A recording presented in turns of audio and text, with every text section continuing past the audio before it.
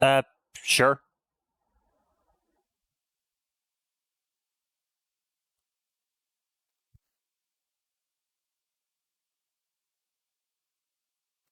Interesting. Yep.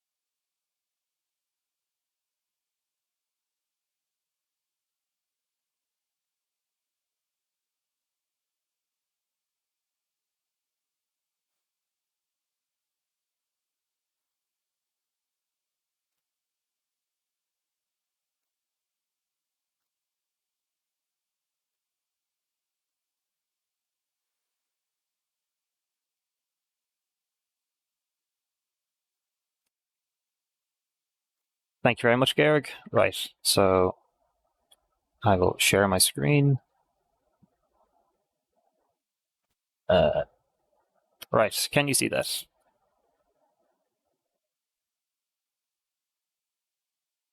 Perfect. Um, right. So I'll turn on my laser pointer here. So, all right. Thank you all for coming. So I'm going to present some of my work I did during my PhD. So the title of my thesis is Towards Improved Characterization and Synthesis of Two-Dimensional Transition Metal Dichalcogenides. So hopefully by the end of this, you'll understand what that means and understand why I chose this title. So first, I'll give a quick introduction to 2D material science in general. So when we talk about 2D materials, we're talking about layered materials. So layered materials are long known to exist. And the best example of this is graphite. So if we take a big crystal of graphite, and if we look at it, we see that it's made up of these layers of crystal planes. So each individual one of these crystals, of these sheets of atoms, has strong covalent bonds inside each layer, but in between the layers there are only weak van der Waals interactions. And it's this lack of interlayer bonds that gives graphite that enables these layers to separate from each other, which enables you to use graphite as a pencil tip and to rub it off onto paper. But things get interesting with this material if you isolate a single one of these layers. So this was done for the first time in 2004 in Manchester, where by using Scotch tape and repeatedly peeling off repeatedly applying it and peeling it off a sheet of graphite, they managed to repeatedly thin down this crystal till eventually they were left with a single layer of this material, which they called graphene. And many people didn't expect something like this to be stable, a single atomic layer material, but not only was it stable, it had incredible properties. So here's what a sheet of graphene looks like. So we can see here it's only a single atomic layer thick, but it's also very stable. It's incredibly strong. It's an amazing thermal and electrical conductor. It's transparent. It's flexible. And for all of these properties in this material that was only a single atom layer thick, graphene was awarded the Nobel Prize in Physics in 2010. And having all these exciting properties, one of the ways that the Nobel Committee highlighted how amazing graphene was is they talked about one of the potential applications being that an almost invisible hammock made of graphene could hold a cat without breaking. Kind of show just how absurdly different the properties of the material are. So since the discovery of graphene, the number of 2D materials has greatly expanded. So there are now many materials that we know are stable or stable enough in these incredibly thin forms to work with. And each of these materials has their own unique properties. So of all these materials, by far the second most popular after graphene is molybdenum disulfide, or MOS2. So MOS2 is long known as being a layered material also. It is a common solid phase lubricant, similar to graphite. And if we look at a single layer of MOS2, we can see that from above it looks very similar to graphene. But if we look at it from the side, we see that rather than be a single layer thick, it is actually 3 layers of atoms. We have this layer of molybdenum atoms in the middle, sandwiched between 2 layers of sulfur atoms. So importantly, like graphene, as we thin down this MOS2 from its bulk crystal to this monolayer form, we have a dramatic change in properties. And differently to graphene, that when we get down to this, MOS2 is a semiconductor, but it's also a semiconductor in this monolayer form. And we have a big change in its band gap from 1.3 eV in the bulk down to a direct band gap of 1.8 eV in the monolayer. So there's some of the properties of MOS2. So MOS2 is the most popular of what are known as a family of 2D materials called the transition metal dichalcogenides, or TMDs for short, so we don't keep saying that. So what is a TMD? So here in the periodic table, this red group is the transition metals, and the chalcogens refer to these 3 elements: sulfur, selenium, and tellurium. So of these transition metals, these green ones here are known to form TMDs when combined with 2 of these chalcogen atoms. And here I'm going to be talking about many of the most common TMDs, as well as some of the less studied ones, including molybdenum, tungsten, platinum, sulfide, selenite, and telluride. So as I said, all these materials have interesting properties, but what are the actual potential applications of these? Well, the TMDs are being extensively studied for an incredibly wide range of applications from many different disciplines of science, from things like low power electronics to biomedical applications to energy storage. And this isn't even all of the applications. I've left out some of the more obvious ones, such as the invisible cat hammocks. But even including all of these potential applications, there's actually a multiplier effect going on, where there are so many different TMD materials that each have their own unique properties. All of these materials themselves then have tunable properties by changing things like their thicknesses. And then you can look at doping or functionalization, where you change out an atom or add a molecule on top, which can further change the properties of the materials. And then there's a whole field of what are called the TMD heterostructures, where you can combine these different 2-dimensional materials together on top of each other to modify their properties even more, opening them up to even different or slightly altered potential applications. So all of these applications and all of these combinations of materials are potentially interesting and deserve to be studied. But this diversity of applications has caused the area of 2D materials to expand very broadly and to include a huge range of researchers from different fields.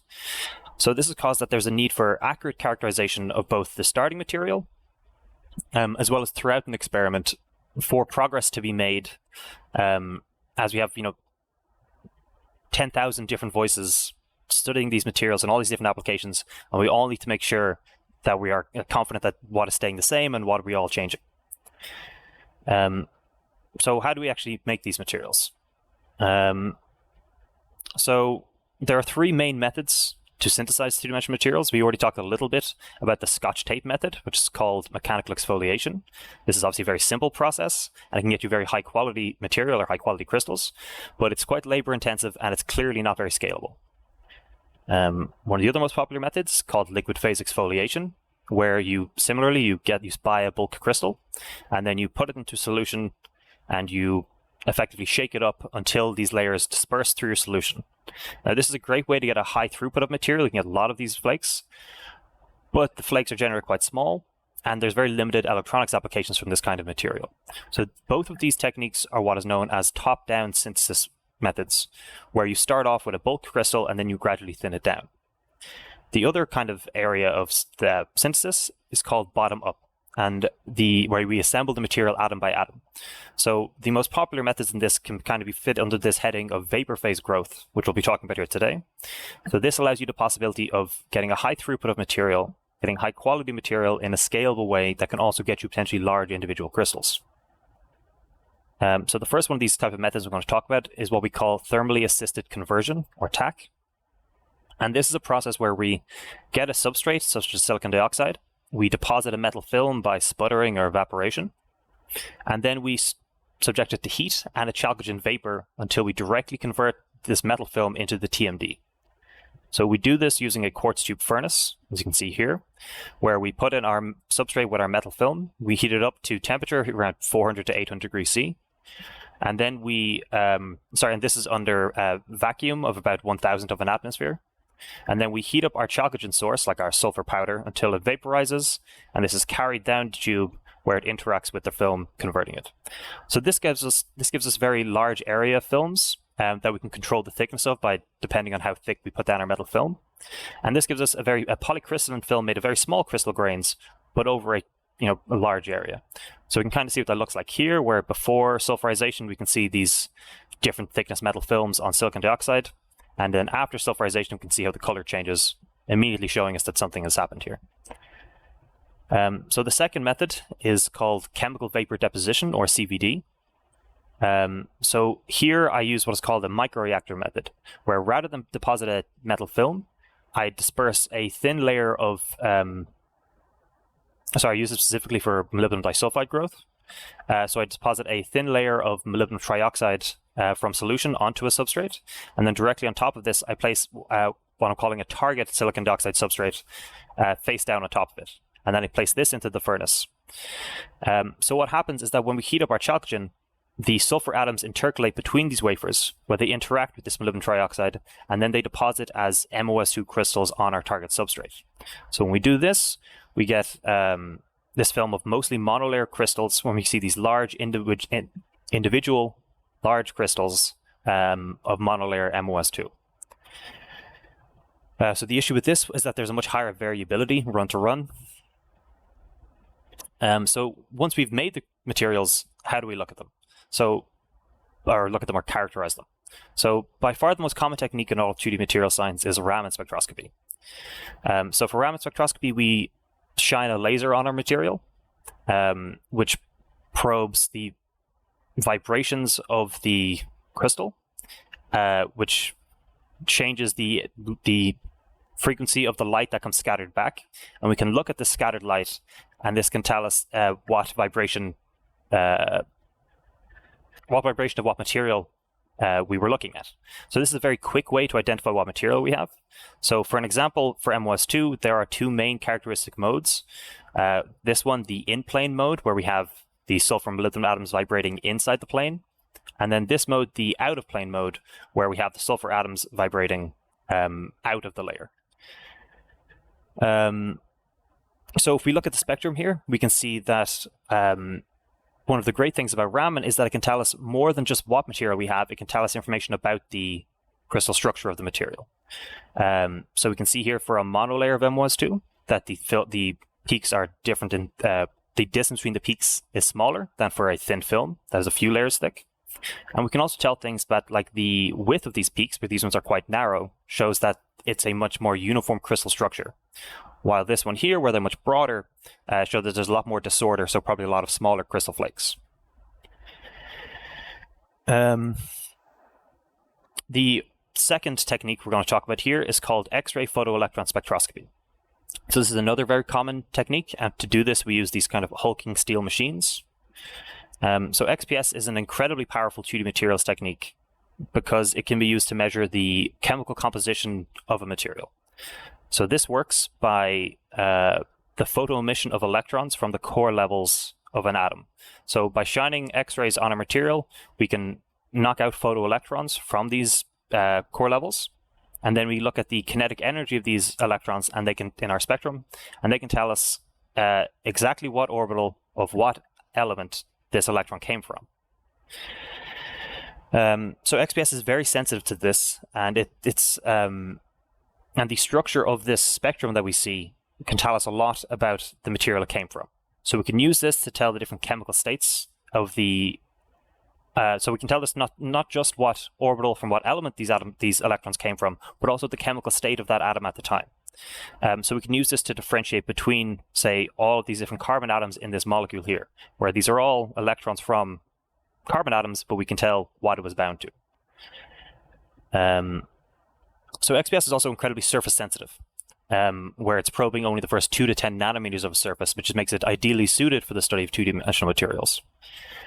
So we can also use this to identify all of the elements that are in our sample, or almost all the elements that are in our sample. So we can see if we scan across this whole range, we can see that this peak here is from oxygen in our material, this is from molybdenum, this is from carbon, etc. But analysis of the XPS spectra beyond this is very complicated. And it's governed by a set of rules and fixed parameters based on quantum phenomena, where depending on the orbital that the electron came from, rather than be one peak, it might be two, and they'll be splitting. And the area of these two split peaks is fixed by these quantum numbers. So we can use this information, as well as understanding what orbital we're looking at, to analyze these spectra to get more information from them. So for example, here for molybdenum disulfide, we can look at the molybdenum region here, where these red peaks correspond to our MOS2, and these orange peaks are from molybdenum trioxide. And this green one here is from sulfur. And we can compare the areas of the molybdenum and the sulfur peaks to get an idea of our stoichiometry of our material, which works out to be 2 to 1, as we'd expect. So while XPS is very powerful and it's widely used in the literature, there are issues with this.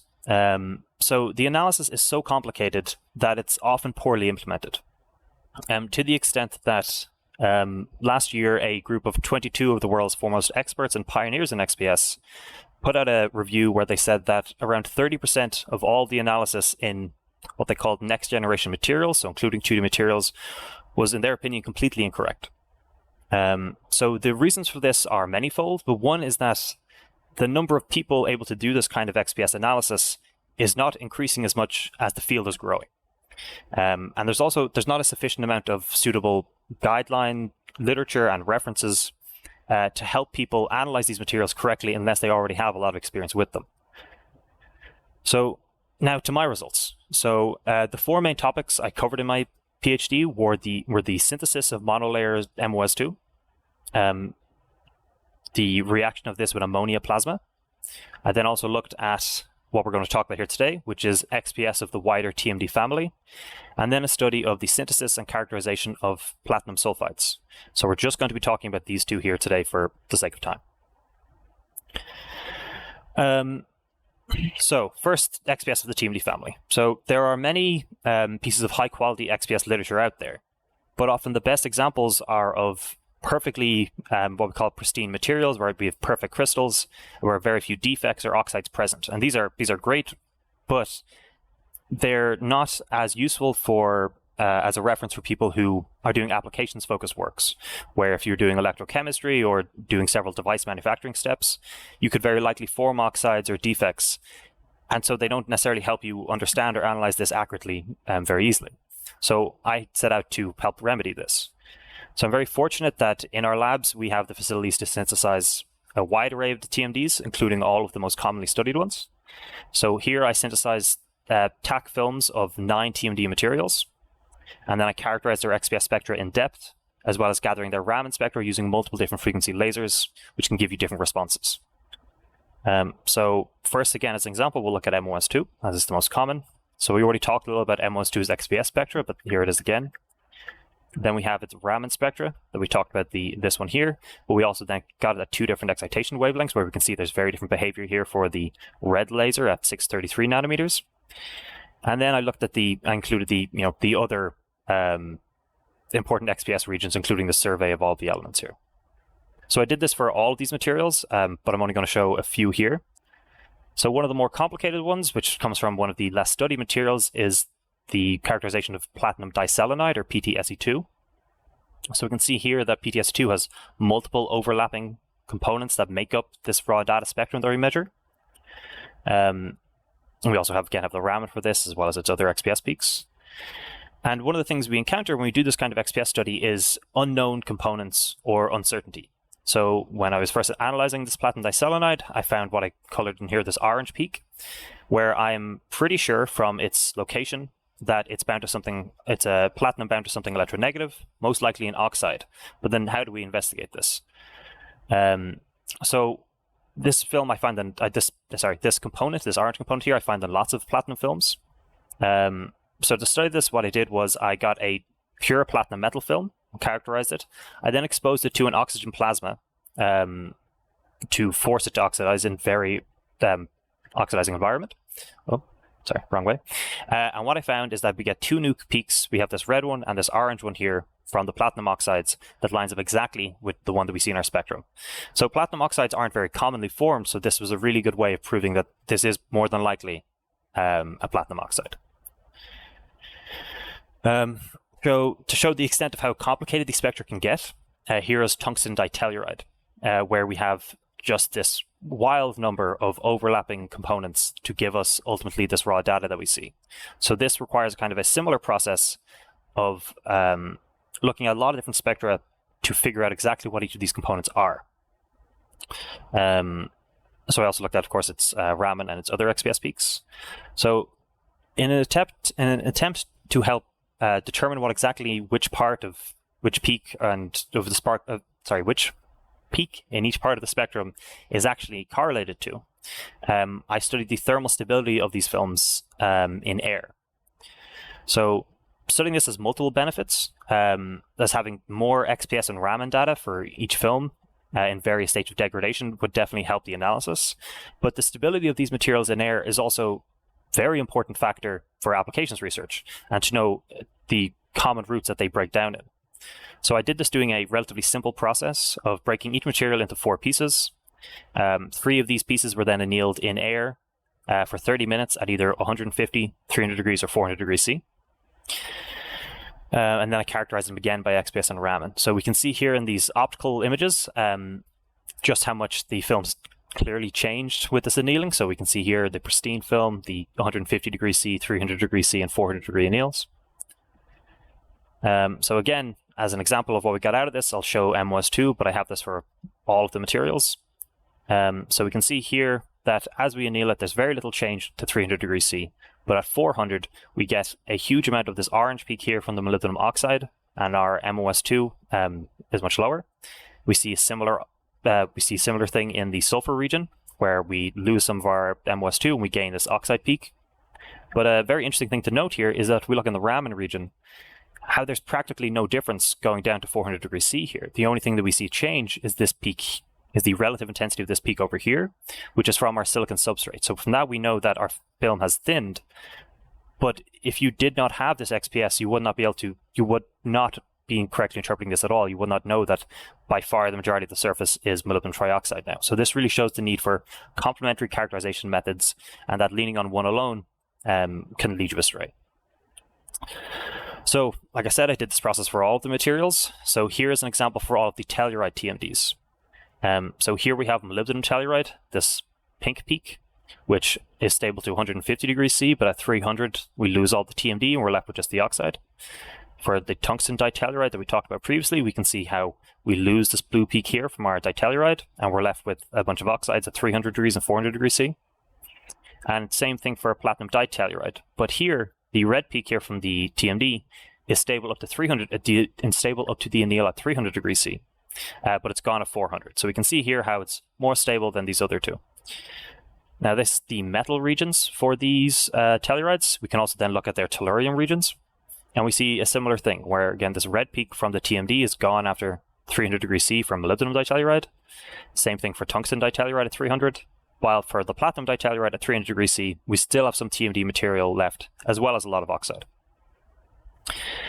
So we can also compare these materials not by their chalcogen, but by their metal. So we can look at, so now we're going left to right here.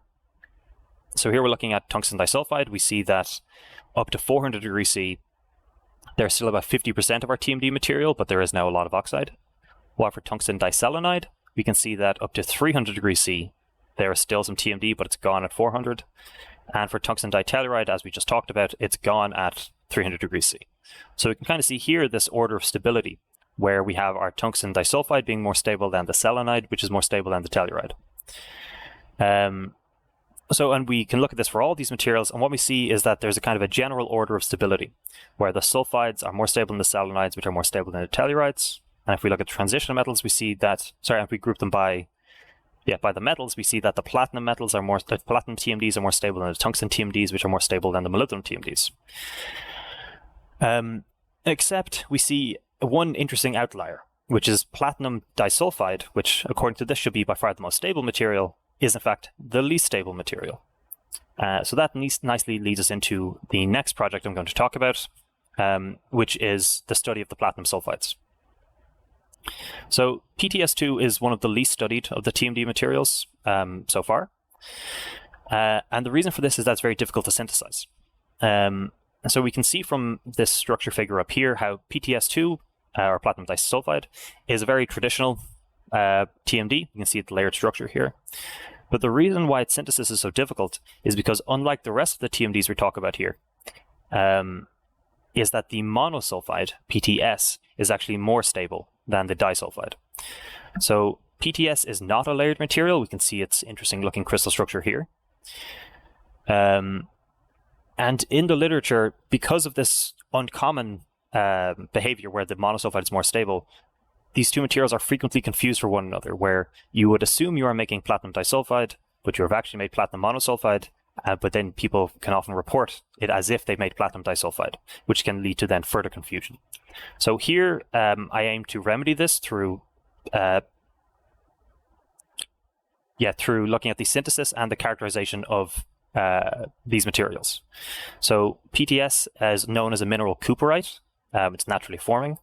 And as an example of just how long these materials have been confused for one another, in the discovery paper for cooperite in 1928 by Richard Cooper, he thought he discovered a mineral of PTS2, and it was only several months later that someone pointed out to him that no, it is not, it is PTS.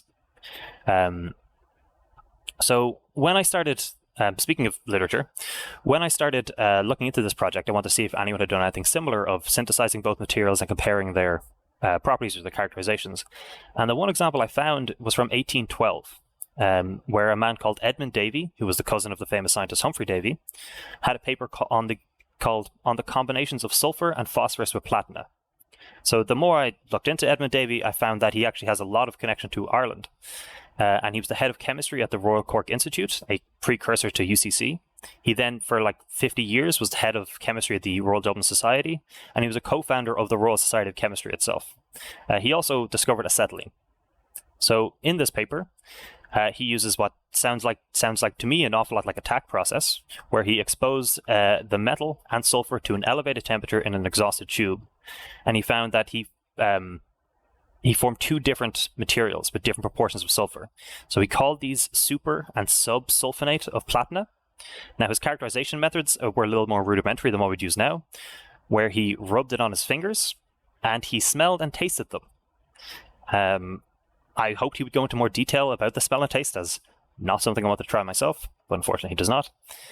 But in this paper, he also tries to figure out the composition of the two different materials.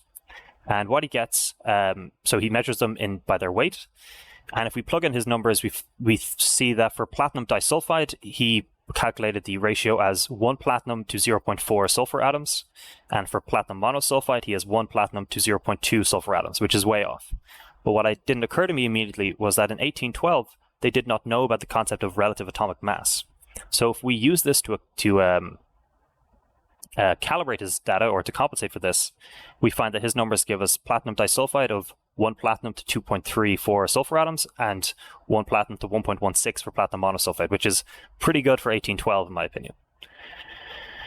So to talk about my own work, which I like to think of as somewhat of a sequel to that 1812 paper, we found that in pretty much every scenario using a standard TAC process, we would just get films of platinum monosulfide. And so I found that this is characterized by this very low intensity Raman spectra, where we can see here our material and our substrate is much, much larger. And we have an XPS spectrum with a peak at 72 eV. Yes, sorry. So then I looked at as many ways as I could think of to try to make platinum disulfide. So eventually figured out that what it requires is a very high local sulfur concentration to force it into platinum disulfide. So to do this, I mostly changed two things. So I put a internal quartz tube that's open at one end inside the furnace to trap the sulfur vapors as they come in here longer. Also up the pressure. So from about 1,000th of an atmosphere, 1,000th of an atmosphere to about 1/5 of an atmosphere. And we also put more sulfur at the mouth of this tube to further increase the amount of sulfur that kind of gets trapped in here during the synthesis process. And we did this at 500 degrees C. And once I do that, and I look at the characterization, we see a dramatically different spectrum. So for the Raman, we see how no longer do we have this small peak here of PTS, we see a very complicated, very intense Raman spectra. We can see here the substrate. And for the XPS, similarly, now instead of being at 72 eV, we have our peak at 74 eV, and we see similar change in the sulfur region. So one of the interesting things about this is that I found that if you change the parameters, we can get mixed films. So here we have about a 50-50 mix of platinum disulfide to platinum monosulfide, and we can see to very unambiguously show where each peak is, and we can see similarly in the sulfur region how there is a lot more sulfur than sulfur in the platinum disulfide than there is in the monosulfide. You can see here it's a Raman spectra. One of the interesting things I noticed in this was that whenever I would open the furnace and I had successfully synthesized PTS2, there would be this kind of deep red fog in the internal tube that would slowly condense out as showing the sulfur vapor. And as I started to think about the atmosphere that's actually trapped inside here, I noticed some, striking similarities to the atmosphere of the planet Venus, where, we have similar temperatures and lots of sulfur and high pressure. So PTS2 probably does form as a mineral on Venus. So I also lastly looked at the thermal limits of this material to kind of show how its properties a bit clearer. So I did this by putting a PTS2 film in an inert atmosphere under argon flow for 30 minutes at each of these temperatures. When we see up to 400 degrees C, there's no real change, but at 500 degrees C, the platinum disulfide converts down to PTS and gives off sulfur. So you can see here we have majority PTS rather than PTS2, and at 600 degrees, it's all PTS. And then we can see a similar thing changing in the sulfur region. Interestingly, if we look at the Raman spectra of this, we see that at the 500 degrees C anneal, that there is very little change in the Raman spectra. We see this increase in substrate, in the substrate peak intensity, similar to what we saw for MWS2 before. But again, if you just looked at the Raman, you would have no idea that your film is now entirely changed and majority PTS. So this kind of shows us why PTS2 is the least stable of all of the TMDs, even though from that trend it should look like the highest, because the other materials do not have this relationship with the monosulfide. So in conclusion, I synthesized thin films of 9 TMDs using the TAC method. I did detailed XPS characterization for each material, and looked at the Raman spectra with multiple excitation wavelengths. I investigated the in-air thermal stability of this up to 400 degrees C. So this generated this trend of evolving spectra, which I used to make a accessible library and set of guidelines to to enable researchers to characterize, compare, and discuss these TMD, XPS, and Raman spectra more easily. I also developed a method to synthesize high purity TAC films of PTS2 and PTS, and then I compared their characterizations to kind of remove any ambiguity between what their spectra look like, and demonstrated how they have this competing nature. So throughout my PhD, I've been very fortunate to collaborate with a lot of researchers using these materials or these characterization techniques, and I've got to be part of several publications. I would also like to thank Georg specifically for giving me several opportunities to present my work at conferences, which I really enjoyed and learned a lot from attending a lot of interesting talks. So carrying on from that, again, I would like to thank Georg for giving me this opportunity in the first place. I'd also like to thank Wolfgang Schmidt for helping these last couple of years. I owe a huge debt to Dr. Niall McAvoy, who I cannot thank enough for being my day-to-day supervisor, as well as Cormac Quillon and all members of my group, past and present, particularly Nina Berner for showing me XPS in the first place. In the University of the Bundeswehr, I would like to thank Oliver Hartwig in particular for a lot of assistance doing remote XPS work and for just helping me whenever I was working in Munich. I'd also like to thank my main collaborators and especially all of the technical and admin staff in Amber, the AML, and the School of Chemistry. And I'd like to thank my examiners for giving up their time to examine this thesis. And I would like to thank all of you for your attention. Thank you.